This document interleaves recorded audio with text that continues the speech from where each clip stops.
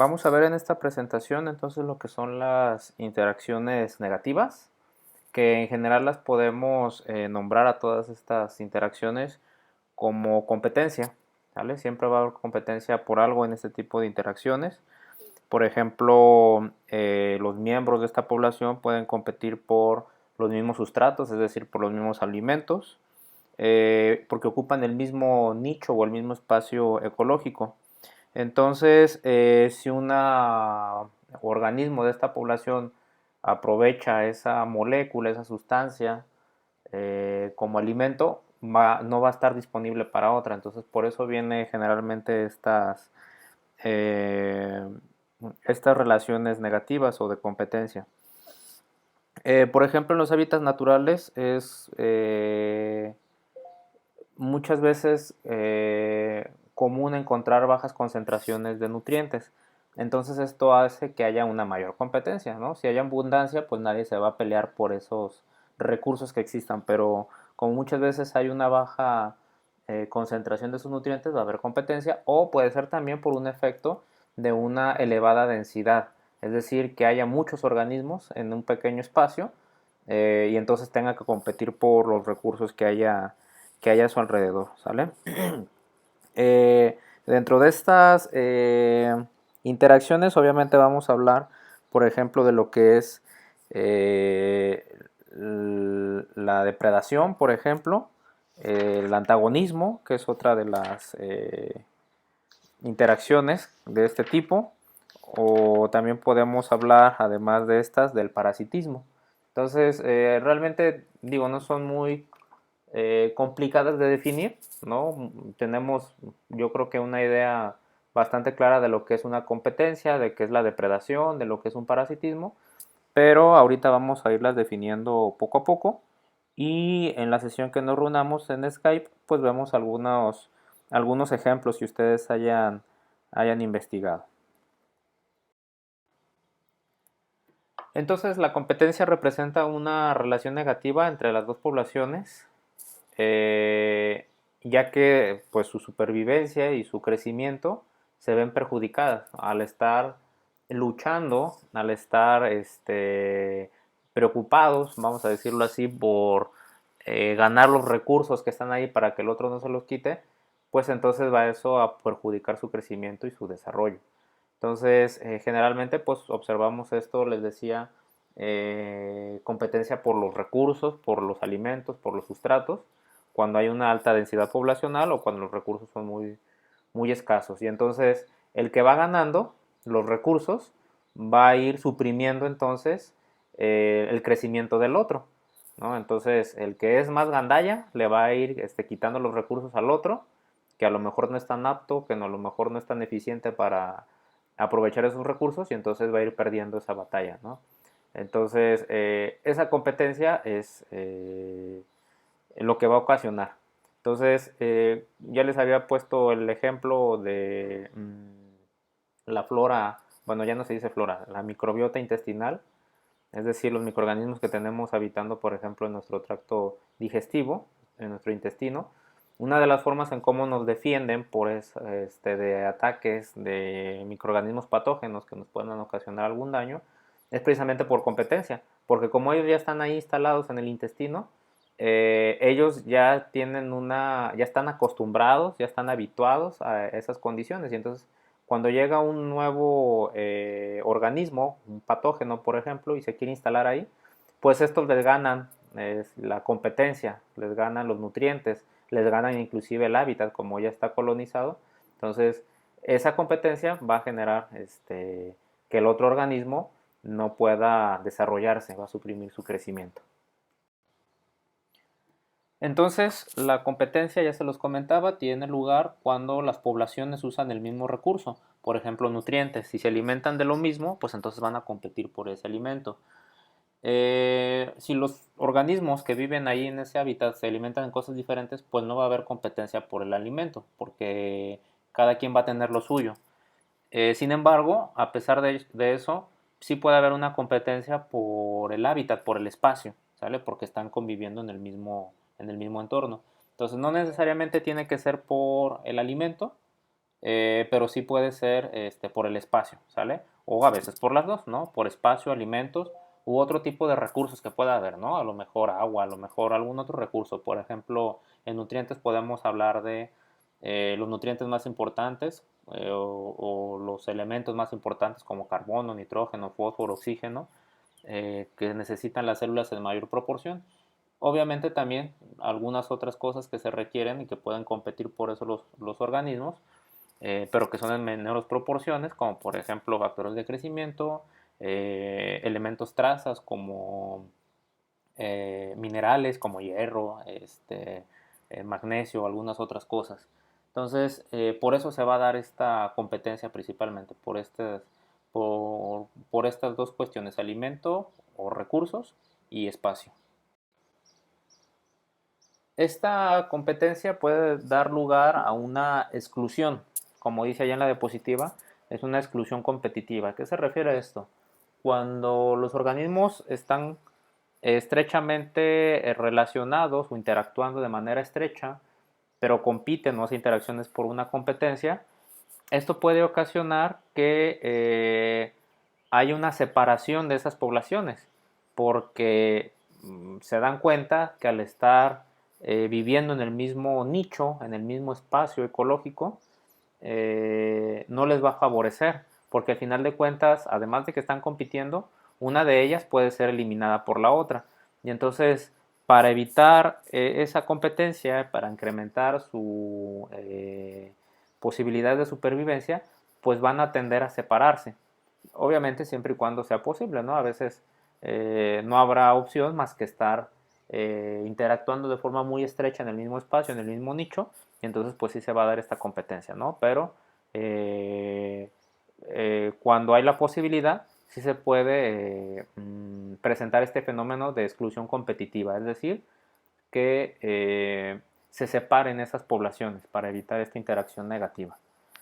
Ahí vemos en la gráfica nada más una representación de este patrón pues de exclusión competitiva o de la competencia que se da. Ahí, por ejemplo, podemos ver que de forma separada, ahí vemos un par de microorganismos, pueden crecer de forma adecuada o de una mejor manera cuando están separadas, que serían esas líneas azules.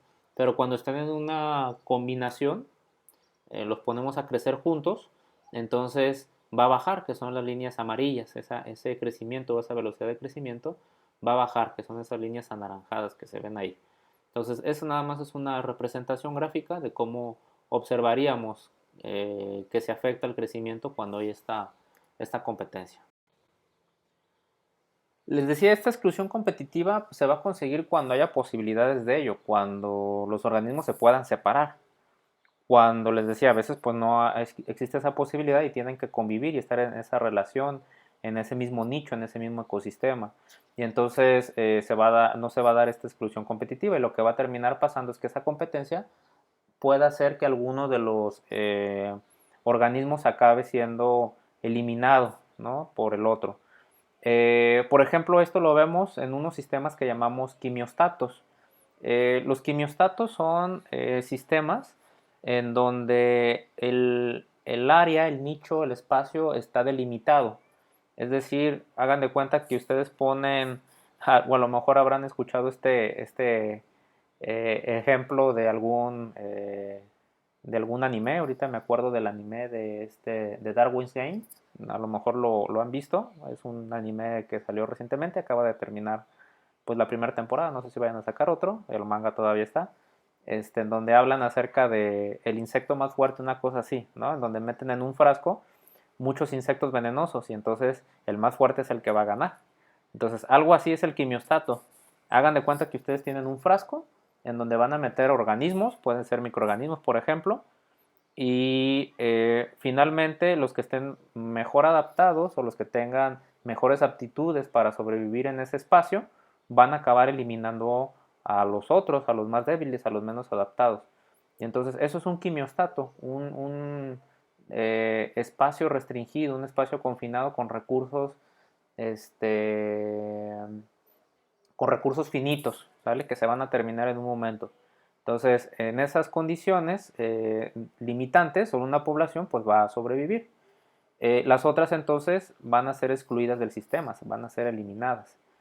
Y entonces, esto tiene que ver con, les decía, mmm, las aptitudes específicas de cada organismo que participan en esa interacción, porque habrá algunas que se adapten mejor a los sustratos, a los nutrientes, o que o de manera intrínseca, es decir, por su misma naturaleza, tengan velocidades o tasas de crecimiento más elevadas, y entonces al crecer más rápido que los otros, pues obviamente le van a ganar el espacio, le van a ganar los recursos y van a terminar eliminando a estos organismos, ¿no? Entonces, eso sería la exclusión competitiva, ¿sale? Los van a eliminar finalmente al más débil, vamos a decirlo así.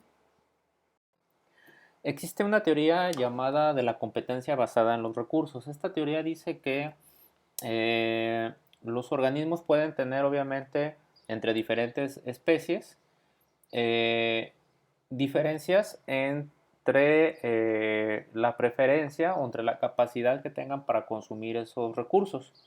Y entonces estas diferencias en sus capacidades para aprovechar estos recursos hará que entonces, conociendo por ejemplo la concentración de esos recursos y esta capacidad que tienen los organismos, nos hará o nos podrá permitir predecir cuál va a ser el resultado de esa interacción. Es decir, si conocemos nosotros cuál sería, por ejemplo, el nutriente limitante, por ejemplo, y cuál es la capacidad de asimilación de los organismos o sus tasas de crecimiento, sus velocidades, tendríamos una idea bastante clara en saber cuál sería el grupo de organismo que va a predominar sobre el otro. Entonces, esto obviamente va a variar entre interacción e interacción y entre los recursos que hay ahí. Entonces, esto es más o menos lo que dice la teoría de la competencia basada en los recursos. Estas diferencias para aprovechar los recursos tienen que ver, ya se los había comentado en diapositivas anteriores, por la afinidad que tienen esos organismos hacia esos nutrientes o esos recursos. Por ejemplo, no todos los organismos tienen la misma capacidad para asimilar un sustrato en particular, ¿no? Habíamos hablado, por ejemplo, que generalmente la glucosa es lo que prefieren la mayoría de las células, que se pueden comer o aprovechar más fácilmente, pero habrá otro tipo de moléculas, a lo mejor como carbohidratos complejos, que también hablamos en alguna ocasión, que un grupo específico podrá asimilar mejor que otro. Y entonces eso le va a dar cierta ventaja. También, por ejemplo, cosas que tienen que ver con el propio organismo son sus velocidades de crecimiento. Alguna vez también ya lo hemos comentado cuando hablábamos en alguna parte de las curvas de crecimiento. Por ejemplo, una bacteria generalmente crece más rápido que un hongo, por ejemplo. Y entonces esas tasas de crecimiento, esas velocidades de crecimiento también van a influir en la adaptación o en la prevalencia de una determinada especie o determinado organismo. Y luego vienen las condiciones abióticas o las variables abióticas, que son las cuestiones ambientales, ¿no? Por ejemplo, temperatura, pH, concentración de oxígeno, que también hemos hablado cuando comentábamos la parte del crecimiento bacteriano o el crecimiento microbiano en unidades pasadas, ¿no? Entonces habrá organismos que a lo mejor estén más adaptados a ciertas temperaturas, a ciertas concentraciones de oxígeno o a ciertas acideces. Y entonces eso va a hacer que logren predominar sobre otro grupo, ¿sale? Entonces eso es lo que va a determinar finalmente todas esas cuestiones. La suma de todas estas características es lo que va a determinar al final de cuentas quién va a ser el vencedor dentro de una interacción de competencia. Ahora vamos a hablar de una interacción que también es de las negativas, que es el amensalismo. El amensalismo, o que también lo pueden encontrar ustedes como sinónimo, como antagonismo. Aquí lo que sucede es que, por ejemplo, no es propiamente como lo que hemos estado discutiendo en la parte de competencia, en donde compiten por recursos como alimentos o por espacio. Aquí en el amensalismo no necesariamente hay una competencia en ese sentido. Es decir, pueden ser organismos que ni siquiera consuman los mismos recursos y entonces pues no compiten por ellos. Pero lo que se presenta aquí es una represión o una supresión del crecimiento de otro microorganismo, posiblemente por sustancias que otro organismo produzca, ¿sale? Y entonces esto obviamente pues es una interacción negativa, porque al final de cuentas va a haber uno que sí va a estar afectado. Entonces estas sustancias inhibitorias pues van a producir este efecto. Y entonces esto es a lo que le llamamos mensalismo, ¿sale? No es una competencia por recursos, o sea, no están peleando por recursos. Es un organismo que produce una sustancia que inhibe el crecimiento o el desarrollo, o inclusive puede intoxicar, ¿no? Vamos a decirle también así, otro organismo que está habitando cerca de él. Y ahorita vamos a ver algunos ejemplos, porque de esto pues, podemos hablar o tener eh, muchos casos, unos que nos ayudan bastante para las cuestiones de salud también, como platicábamos igual con lo de la competencia, pero esto, por ejemplo, para la producción de fármacos, ¿no? Y entonces a lo mejor ahorita ya eh, tienen una idea hacia dónde voy con esto de la producción de sustancias inhibitorias de otros organismos. Entonces, el amensalismo puede ayudar a ciertas comunidades, a ciertos organismos, a colonizar pues algún hábitat en particular. Y vamos a ir nuevamente al ejemplo de la microbiota intestinal. Ya les había dicho que uno de los mecanismos por los cuales nos beneficia la interacción que tenemos con los organismos o los microorganismos que viven en nuestros intestinos es por que al estar colonizado ya ese espacio, evitan que otro organismo, pudiendo ser patógeno, colonice y se instale allí en ese hábitat. Ese es un mecanismo, pero hay otro. Entonces, ese primer mecanismo sería una competencia. Compiten por el espacio. Entonces, como ellos ya están ahí, van a ganar la competencia por espacio. Pero hay otro mecanismo, no solamente es ese. Hay otro mecanismo que tiene que ver con esto que estamos hablando ahorita, que es el amensalismo, que es la producción de sustancias inhibitorias. Entonces, también nuestros microorganismos que están habitando en el intestino, además de ocupar un espacio que evita que otros microorganismos colonicen, producen ciertas sustancias que van a afectar el crecimiento o pueden afectar la supervivencia de esos microorganismos patógenos que quieran infectarnos o colonizar. Por ejemplo, esas sustancias pueden ser ácidos grasos, generalmente son ácidos grasos, o ácidos orgánicos, como por ejemplo el ácido láctico, el ácido acético, y les decía, bueno, ahí están los ácidos grasos. Y entonces esto va a hacer que se inhiban, son tóxicos, ¿no? Vamos a decirlo así, son tóxicos para esas bacterias patógenas que nos puedan hacer algún daño y que quieran infectarnos. Entonces ese mecanismo también aplica para este ejemplo de la microbiota intestinal. Otro ejemplo muy claro y que les comentaba en diapositivas pasadas es algo que tiene suma importancia en el área de la salud, en el área de los fármacos, pues obviamente son sustancias inhibitorias que ahora nosotros podemos utilizar o podemos producir a nivel laboratorio precisamente para combatir infecciones, que son los antibióticos. Entonces, un antibiótico, bueno, de forma tradicional, porque no todos los antibióticos son producidos ya por microorganismos, hay antibióticos sintéticos. Eso ustedes ya lo estudiarán más adelante en sus clases de farmacia. Pero de forma tradicional, un antibiótico pues es una sustancia producida de forma natural por un organismo, que puede ser generalmente un hongo o unas bacterias que conocemos como actinomicetos. Entonces, estas sustancias, estos antibióticos, pues ustedes bien saben que van a inhibir o eliminar otros microorganismos. Entonces, les decía, seguramente ustedes van a hacer este tipo de, o sea, aparte de estudiar los antibióticos, los tipos de antibióticos que existen, por ejemplo, cuando lleven algunas cosas como bacteriología, se utilizan algunas pruebas que son los antibiogramas. Esos antibiogramas ponen diferentes antibióticos y los ponen en crecimiento o en el crecimiento de una bacteria o de un toma de muestra que les hacen, por ejemplo, cuando tienen una infección, el médico les puede mandar a hacer un antibiograma, van ustedes al laboratorio, les toman una muestra por hisopado con un hisopo de las mucosas y eso lo siembran en una cajita Petri y entonces les ponen además diferentes antibióticos con impregnados, o bueno, son diferentes disquitos, son como disquitos de papel filtro impregnados con diferentes antibióticos. Y entonces ahí los antibióticos que inhiban o que tengan efectos sobre las bacterias que eh, les recolectaron de la muestra que les tomaron, va a evitar que crezcan alrededor de ese disquito de papel filtro. Es como la imagen que tenemos ahí al centro de la diapositiva. Si se fijan, todo lo que está más opaco es crecimiento de la bacteria, es donde se hizo el cultivo con el asa. Y lo que está en el centro, pues es un hongo. Pero si se fijan alrededor del hongo, de ese círculo blanco, no hay crecimiento, no hay un borde en donde no hay crecimiento. Entonces ese es el efecto que tiene el antibiótico sobre el microorganismo.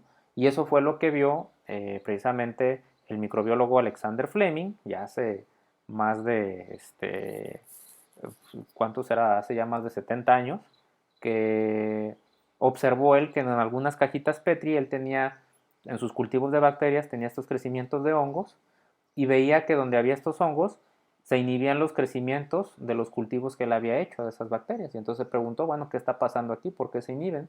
Y entonces pues él es el descubridor de la penicilina, Alexander Fleming. Entonces eso es lo que podemos observar y este es un buen ejemplo del antagonismo de esta interacción que estamos hablando ahorita o amensalismo. Y bueno, eso es. Hay otras sustancias parecidas. Vamos a otra interacción que es el parasitismo. A lo mejor en esta de parasitismo muchos de ustedes están muy relacionados, ¿no? A lo mejor ahorita en cuarentena están algo así como Bart, ¿no? Entonces, bueno, vamos a hablar un poquito del parasitismo. Que del parasitismo ustedes van a hablar bastante en clases de parasitología, ¿no? Hay asignaturas especiales para parasitología, porque pues obviamente son de mucho interés en la salud. Entonces ya ustedes harán ahí algunas prácticas y verán parásitos y los sabrán identificar y bueno, muchas cosas, ¿no? Vamos a hablar aquí un poquito de la interacción que es el parasitismo. Entonces, bueno, el parasitismo, les decía, es un concepto que lo hemos escuchado muchas veces, seguramente están familiarizados con él. Es en donde una población que se beneficia, es decir, que se beneficia es el parásito, va a perjudicar o va a dañar al organismo que lo hospeda o el hospedador. Entonces tenemos un organismo parásito y un organismo hospedador. Y entonces ese organismo parásito se está aprovechando del organismo hospedador y muchas veces se aprovecha quitándole recursos, no, bueno, no muchas veces, cuando hablamos de parasitismo eso es, se aprovecha de los recursos del otro y se los quita. Entonces por eso le ocasiona un daño. Los parásitos o la relación del hospedador y el parásito se caracteriza generalmente por tener un periodo de contacto relativamente largo. ¿Sale? Entonces un parásito puede estar viviendo mucho tiempo de otro organismo. ¿Sale? Y tenemos diferentes tipos de parásitos, les decía. Ustedes van a ver algunos parásitos en parasitología, ¿no? Algunos parásitos que son protozoarios, algunos parásitos que son como gusanos, elmitos, ¿no? Como eh, lo que llamamos comúnmente la solitaria, ¿no? Las lombrices. Entonces, tenemos muchos ejemplos de parásitos. Entonces, yo creo que ustedes en la sesión de Skype me van a hablar de muchos ejemplos de parasitismo, ¿no? Normalmente el parásito es más pequeño que el hospedador, ¿no? Por eso se da esa relación de parasitismo. Por ejemplo, podemos tener ectoparásitos, que son los que van a permanecer fuera de la célula del hospedador, que son pues generalmente la mayoría de los parásitos, ¿no? Y son los que ustedes van a estudiar en parasitología. Por ejemplo, podemos tener desde chinches, garrapatas, ¿no? Les decía, las solitarias, las lombrices, también esos son ectoparásitos, aunque viven adentro del organismo, no penetran células, ¿no? Son de un tamaño muy grande. Y luego tenemos endoparásitos, que esos sí van a penetrar en la célula hospedadora. Y entonces por eso muchas veces comparamos a los virus como parásitos intracelulares, ¿no? Porque lo que hacen es aprovecharse de la maquinaria, aunque no se aprovechan de los recursos y nutrientes de la célula, sí se aprovechan de su maquinaria, ¿no? Para hacer, de su maquinaria metabólica, su maquinaria genética, para que produzcan más virus, ¿no? Entonces, produzcan lo que ellos quieren. Entonces, muchas veces por eso nos referimos a los virus como parásitos intracelulares, ¿no? Por eso son endoparásitos. Entonces les digo, lo que ustedes van a estudiar, pues van a ser ectoparásitos, que van a ser un montón, y obviamente, bueno, van a estudiarlos enfocados a parásitos que afectan al ser humano, ¿no? No todos los parásitos este, pueden afectar pues una gran diversidad de organismos, ¿no? A lo mejor hay parásitos que son muy específicos de algunas especies y entonces ustedes van a estudiar pues sobre todo parásitos que tienen que ver con o que afectan al ser humano. En alguna ocasión creo que también ya hemos comentado de los bacteriófagos. Los bacteriófagos son virus que infectan bacterias, ¿sale? Eso es a lo que se le llama un bacteriófago o un fago, ¿no? También de forma abreviada se les dice fagos. Entonces, creo que ya alguna vez lo habíamos comentado. Estos bacteriófagos, igual que como lo hacen con los otros virus que infectan animales, plantas, lo que van a hacer es apropiarse de la maquinaria de la célula para producir entonces más virus. Entonces estos hacen lo mismo, nada más que lo hacen en bacterias. Y entonces ahí vemos el ciclo el ciclo de multiplicación de estos bacteriófagos, ¿no? En donde infectan a la célula, esta célula empieza a producir lo necesario para ensamblar más virus, y entonces estos virus, una vez que ya se han replicado, pueden acabar destruyendo a la célula y liberarse estos virus, ¿no? Entonces también seguramente ustedes verán un poco más de esto hay una clase que es virología que ustedes pueden llevar también como optativa, me parece un poco más adelante, y entonces ahí van a ver pues todas estas cosas. Pero por eso podríamos considerar a un virus o un bacteriófago en este caso en particular como un parásito, ¿sale? Pero es un parásito intracelular. Aquí les decía, lo que ustedes más van a estudiar, pues van a ser parásitos como protozoarios. También pueden ser, por ejemplo, hongos. Hay una clase también optativa que se llama micología. Y entonces en micología pues hay muchos hongos que son parásitos, ¿no? Y que afectan también al ser humano. Entonces, en todos los niveles puede haber parasitismo, tanto a nivel celular como a nivel de organismos más grandes, ¿no? O sea, un animal, una planta, un hongo, un protozoario, inclusive lo acabamos de ver, una bacteria, puede ser parasitada, ¿sale? Una bacteria pues puede ser parasitada por un bacteriófago, este, una, un protozoario, por ejemplo, puede ser parasitado por algún otro protozoario, por alguna bacteria. Los hongos también pueden ser parasitados por ciertos organismos. Y los animales y las plantas, pues obviamente no se diga que pueden ser parasitados por un montón de cosas, ¿no? Una planta puede ser parasitada por hongos, por insectos inclusive. Un animal también, ¿no? Puede ser parasitado por artrópodos, ¿no? Una chinche, una garrapata, si ustedes tienen perritos, gatitos o ganado, esos pueden ser parasitados por una garrapata, por ejemplo, que les está chupando la sangre. Entonces hay muchos tipos de parásitos y podemos mencionar muchos ejemplos, ¿vale? Entonces eso lo voy a dejar para la clase de Skype para que ustedes me den ejemplos de parásitos. A veces también los microorganismos parásitos pueden ser a su vez células hospedadoras de otras poblaciones parásitas.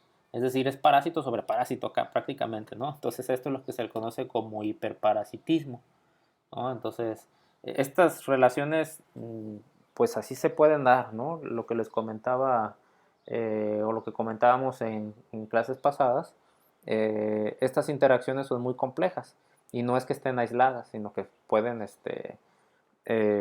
haber una dinámica que está cambiando constantemente las interacciones entre esos organismos. Entonces, una que podemos ver aquí es estos microorganismos parásitos que a su vez pueden ser hospederos de otras poblaciones parásitas, y entonces esto va a ser un hiperparasitismo. Les decía esto de los parásitos, podemos dar un montón de ejemplos. Ahorita tengo algunos ejemplos más adelante, pero sí quisiera que los viéramos también por Skype para ver qué investigaron ustedes. Pero así de forma, como hemos visto, por ejemplo, que las interacciones de amensalismo, o de competencia pueden tener ciertas aplicaciones. También esta interacción, aplicaciones benéficas. Esta interacción, por ejemplo, de parasitismo también puede tener una aplicación benéfica, ¿eh? Por ejemplo, estas interacciones se pueden utilizar como forma de control de una población. Entonces, cuando un organismo alcanza una densidad poblacional muy alta, puede haber parásitos que controlen esa población, ¿no? Al parasitarlos puede haber ese control de la población. Y de hecho es una cosa de la que les decía, nos podemos beneficiar también. En lugar de hacer, por ejemplo, hablando de una plaga, ¿no? Que haya una plaga en un cultivo, en lugar de agregar, por ejemplo, un insecticida o un plaguicida químico, eh, agregamos un agente, le llamamos de biocontrol, que puede ser un parásito. Es decir, por ejemplo, ahí tienen, vamos poniendo el caso de la oruguita que ven ahí en la fotografía. El cultivo tiene una plaga de esa oruga, ¿no? Y entonces esa oruga se come mis plantíos, de lo que sea. Y entonces, pues una opción es agregarles algún insecticida, algún plaguicida para que se muera. Pero obviamente, pues esos plaguicidas, insecticidas, pues pueden generar ciertos problemas, ciertos riesgos a la salud, etcétera, etcétera, ¿no? Entonces, si ese organismo tiene este, mm, un parásito en particular que lo afecte, nosotros podemos introducir ese parásito de forma intencional para que vaya y ataque esa plaga que yo tengo. Eso es a lo que le llamamos un agente de biocontrol. Entonces, al atacar a la plaga va a reducir su población y me va a mantener controlado entonces este problema. Obviamente hay un montón de consideraciones para hacer eso. Una de ellas es, por ejemplo, que el parásito sea muy específico para la plaga que yo quiero controlar y que obviamente sea inocuo, ¿no? Es decir, que no represente riesgos tampoco para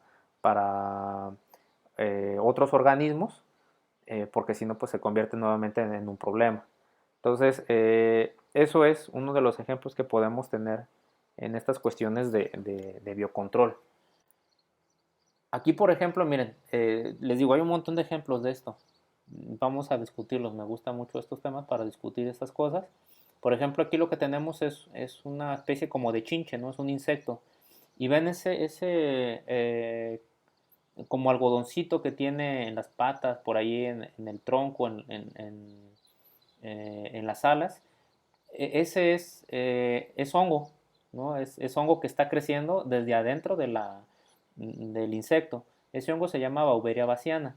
Entonces lo que pasa es que el insecto se come las esporas de la Beauveria baciana y este hongo adentro del insecto germina y entonces empieza a crecer y entonces ese crecimiento algodonoso es el crecimiento del hongo, entonces desde adentro lo mata. Hagan de cuenta que es una especie de alien, ¿no? No sé si alguna vez han visto la película de Alien, que les sale por el pecho, ¿no? Y los mata. Ah, pues algo así es desde adentro está creciendo el, el hongo y entonces pues parasita al insecto y lo termina matando.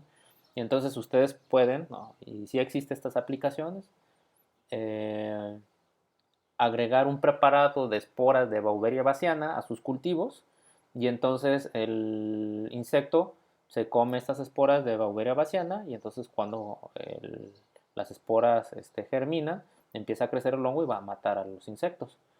Y la Beauveria baciana o las esporas de Beauveria baciana pues no afectan más que al insecto, ¿sale? Si ustedes por algo se comen una espora de Beauveria baciana o muchas esporas de Beauveria baciana, no va a pasar nada porque al final de cuentas sus jugos gástricos van a terminar disolviendo o degradando o desbaratando esas esporas de Beauveria baciana, entonces no va a pasar nada, es algo sin riesgos, ¿no? Para otros organismos. Entonces ese es un ejemplo. Aquí vemos otro también, fíjense cómo está aquí el insectito, ¿no? Todo cubierto de este honguito. Y ¿no? Por ejemplo, parece una arañita empanizada, ¿no? De tanto crecimiento que tiene. Obviamente esta arañita se murió desde hace mucho, ¿no? Pero pues el hongo sigue creciendo a expensas del alimento de la arañita, ¿no? Entonces, estas interacciones, les decía, también se pueden aplicar con estos propósitos como biocontrol para controlar otras poblaciones y mantener un equilibrio en el ecosistema. Incredibly, 80% of all insects live in jungles. Few are more successful than the ants.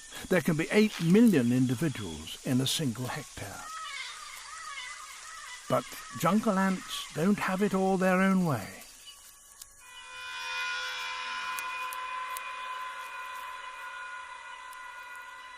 These bullet ants are showing some worrying symptoms. Spores from a parasitic fungus called cordyceps have infiltrated their bodies and their minds.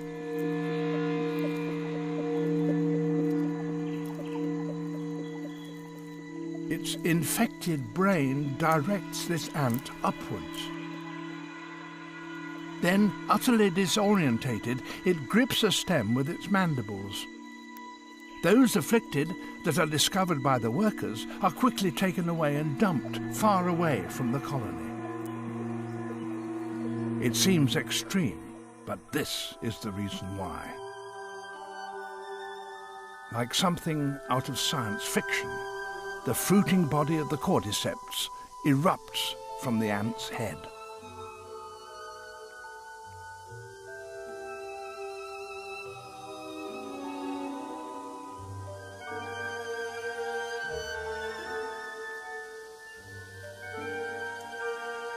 It can take 3 weeks to grow, and when finished, the deadly spores will burst from its tip.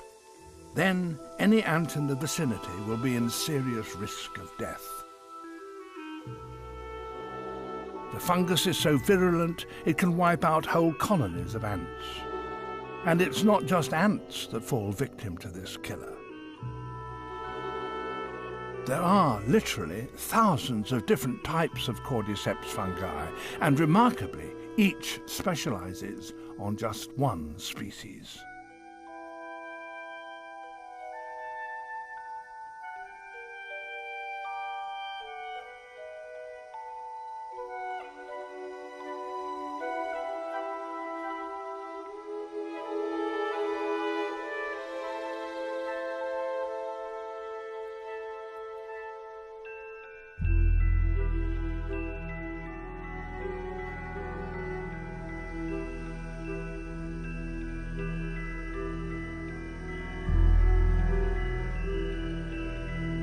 But these attacks do have a positive effect on the jungle's diversity, since parasites like these stop any one group of animal getting the upper hand.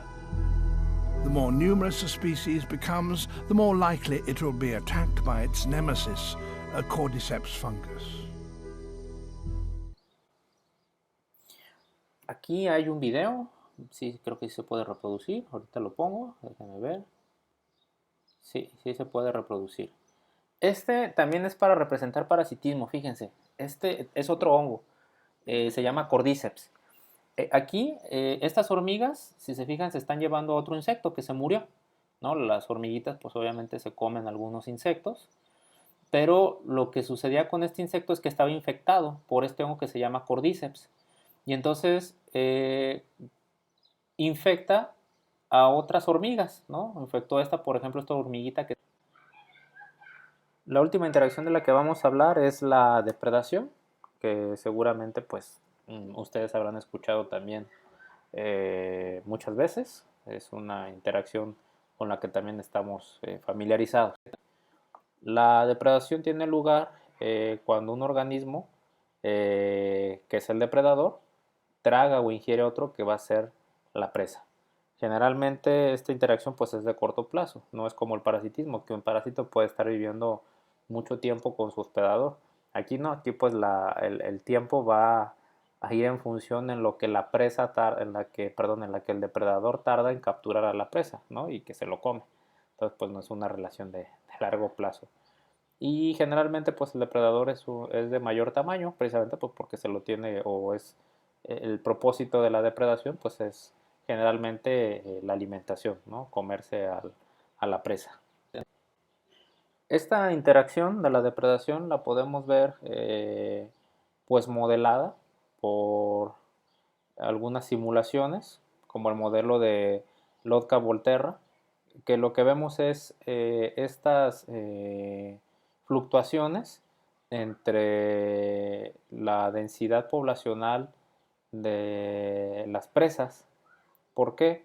Porque si un depredador todo el tiempo se alimentara de esas presas de forma desmedida, pues llegaría a un punto en donde se le terminaría el recurso, ¿no?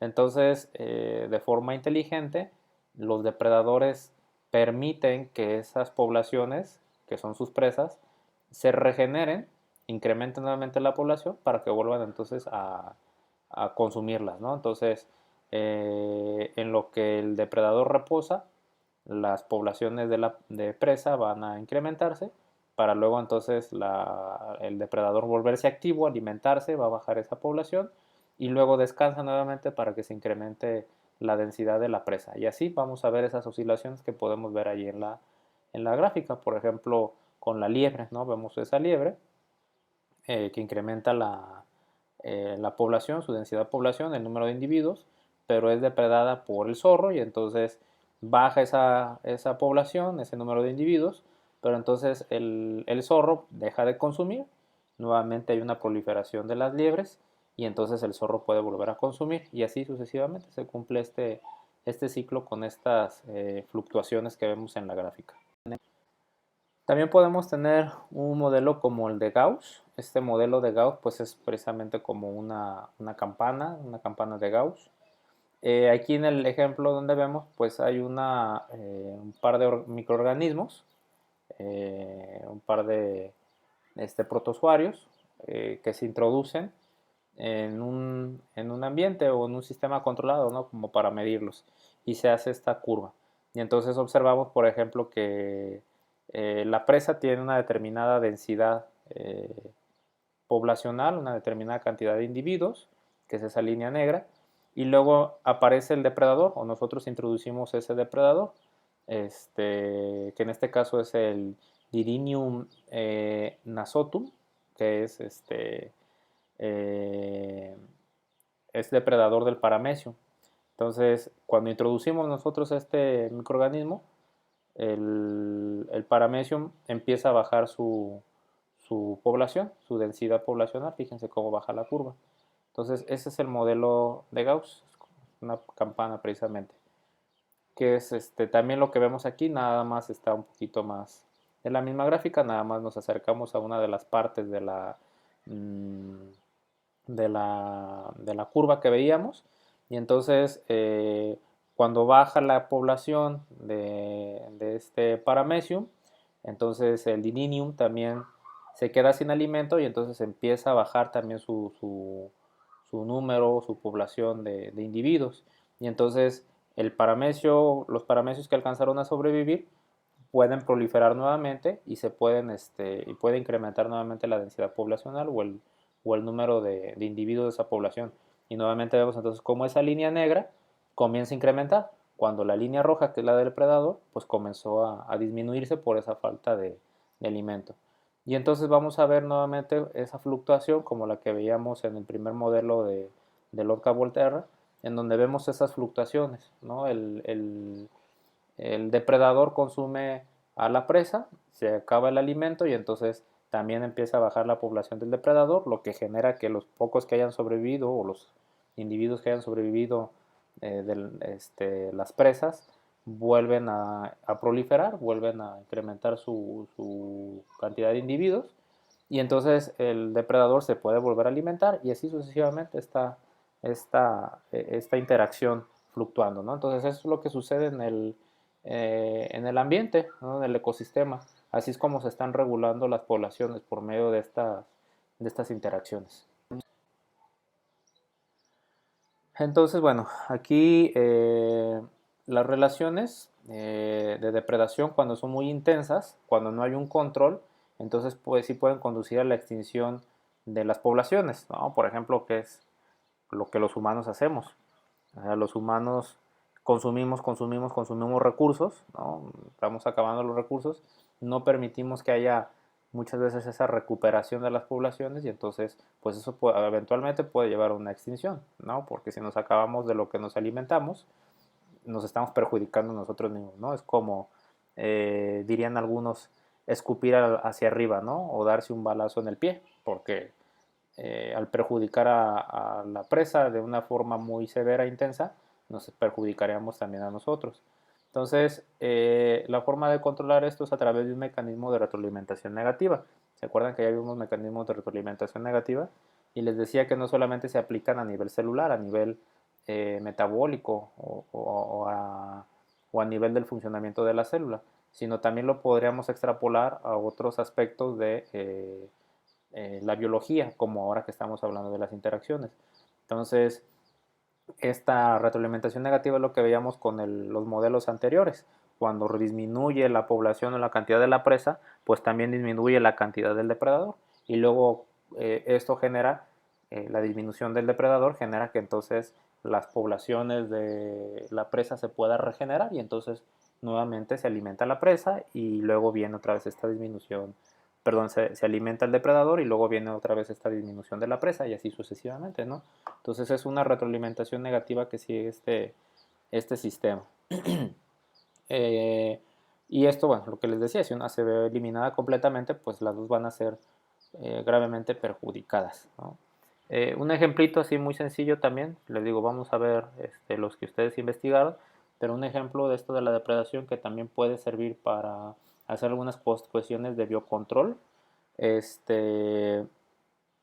sería por ejemplo, y lo veíamos en la primera, o en una de las primeras diapositivas de la depredación, en donde estaba la figurita o la imagen con la serpiente y un pajarito, ¿no? Y la otra imagen que estaba ahí junto era una catarina, una gallinita ciega que le conocemos también, que se estaba alimentando de una especie de insectito muy pequeñito. Pues esa interacción también la podemos aprovechar, por ejemplo, para hacer biocontrol. Hay algunos insectos, como esos pequeñitos que aparecían en la fotografía de unas diapositivas anteriores, que a lo mejor ustedes habrán visto en las plantas, si ustedes tienen plantas en su casa, a lo mejor un rosal. Luego hay unos animalitos muy pequeñitos, unos insectitos muy pequeñitos, de color verde generalmente, que son plaga para las plantas. Entonces lo que hacen es succionar la savia de la planta hasta secarla la proliferación o la infección es muy, muy severa.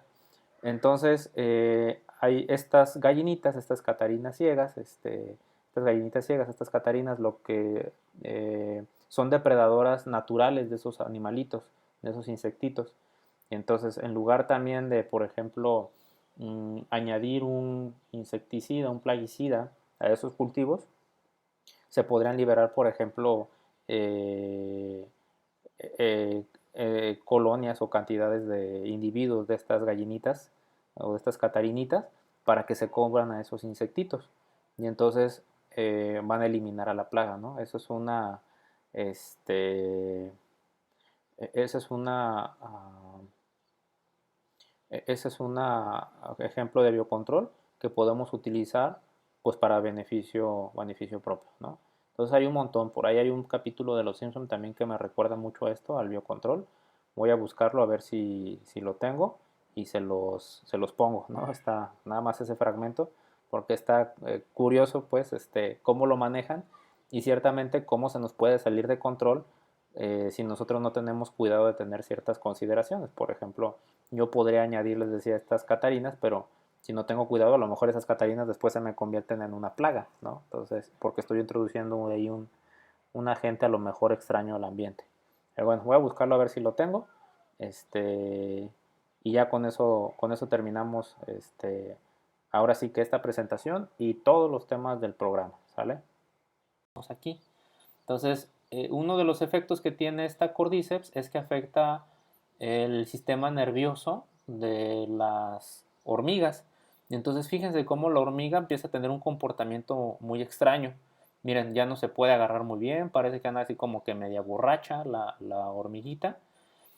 Y entonces el hongo que está creciendo en su interior va a terminarla matando.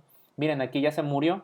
Y entonces las otras muy inteligentes, como saben que está infectada con el hongo, se la llevan lejos, no la dejan cerca del nido, se la llevan lejos para que no vaya a esparcir más la infección. Y miren, esta hormiguita estaba infectada por el Cordyceps, ya se murió. Y fíjense de la cabeza lo que le empieza a salir, ¿no? Esta protuberancia. Miren cómo empieza, obviamente está acelerado el video y aquí estamos viendo cómo empieza a crecer esta especie de tallo que vemos ahí. Eso es el hongo, es el Cordyceps que está creciendo desde el interior. Fíjense de dónde crece, de la cabeza. ¿Por qué? Porque les digo que este hongo afecta al sistema nervioso de las hormiguitas. Entonces, crece en el, pues, no sé si tengan un cerebro primitivo, ¿no? El centro, que se le llame cerebro al centro nervioso que tienen las hormigas y desde ahí empieza a crecer, ¿no? Entonces, bueno, ahí vemos otros insectos que ya están colonizados por otros honguitos, miren esa, ¿no? Ahí está colonizado por otros hongos. Parece esto como película de Alien. Miren, aquí está esta especie también como de saltamontes y esas cosas blancas, así protuberancias que se ven, pues es el hongo que está creciendo. Crecen desde adentro, ¿no? Porque se comen las esporas y entonces germinan esas esporas desde adentro. Aquí vemos otro, ¿no? Ese como los que veíamos en las diapositivas anteriores, ¿no? Está como empanizado el insecto, por sí, porque empezó a crecer el hongo. Miren, esta polilla también. Todos esos vellitos con puntitos al final que se ven, esas protuberancias como hilitos o palitos que se ven, es el crecimiento del hongo. Entonces, pues ya ahí está completamente colonizado. Esos insectos ya tienen mucho que se murieron, ¿no? Y entonces, esto es un ejemplo de parasitismo. Entonces, ese del Cordyceps, de este hongo, está bien interesante, ¿no? Entonces, les decía, lo que hace el hongo es afectarlas y a nivel del sistema nervioso. Y cuando se mueren, las otras hormigas son bien listas. Ahora sí que la avientan lejos, ¿no? Y casi casi la queman para que no vaya a propagar la infección. Son bastante... Ellas sí saben mantener su sana distancia cuando se dan cuenta que hay un problema de este tipo, ¿no? Entonces, bueno, ahí les dejo la diapositiva si quieren reproducir otra vez el video para que vean lo de las hormigas infectadas por el Cordyceps.